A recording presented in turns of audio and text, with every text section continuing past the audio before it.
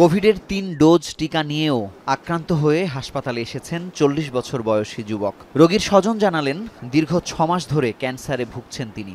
যদিও অন্য হাসপাতালে ক্যান্সারের চিকিৎসা নেয়ার সময় তাকে কোভিড পরীক্ষার পরামর্শ দিয়েছিলেন চিকিৎসক। আর কয়েকটি টেস্ট দিতে কোনো পজিটিভ আসছে, পজিটিভ আসার পর আপনার এখানে নিয়ে আসছে। কোভিড ওয়ার্ডে ভর্তি হওয়া ১৫ জনের মধ্যে ৩ জন ৪০ বছরের নিচে আর বাকিদের সবাই ওপরে। তবে সবাই কোনো না কোনো জটিল রোগে আক্রান্ত। জ্বর আছে কিন্তু কোনো কাশি নাই, তার নিউমোনিয়ার ফিচার নাই, শ্বাসকষ্ট নাই, সেও কিন্তু বাসায় এগুলোকে বলে মাইল্ড কেস উইথ কোমরবিড, তারাও বাসায় থেকে চিকিৎসা করতে পারে। সেই ক্ষেত্রে হয়তো ডাক্তারের পরামর্শ নিয়ে কিছু অ্যান্টিভাইরাল ড্রাগ আছে, ওগুলো খেতে পারে।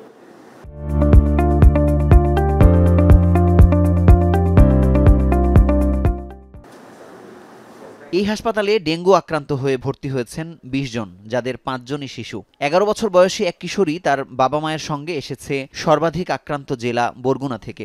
বাবার দাবি, চিকিৎসকই রেফার করেছেন ঢাকায়। বরগুনা জেলায় 2 দিন রাখলাম, 2 দিন রাখার পর দেখি অবস্থা বেশ সুবিধা না, তখন আবার নিয়ে আসলাম।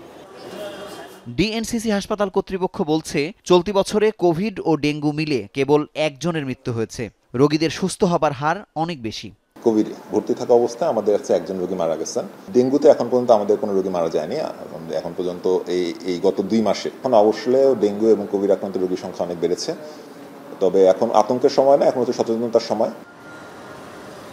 চলতি বছর কোভিডে 16 আর ডেঙ্গুতে দ্বিগুণ তথা 32 জনের প্রাণহানির ঘটনা ঘটেছে।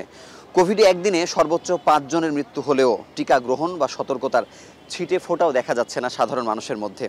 আর ডেঙ্গুতে রাজনৈতিক পট পরিবর্তন ও অর্থের অভাবে যথাসময়ে জরিপ না করবার পরিণতি কোথায় গিয়ে ঠেকবে তার পূর্বাভাস মিলছে ঊর্ধ্বমুখী আক্রান্ত ও মৃত্যুর পরিসংখ্যানে।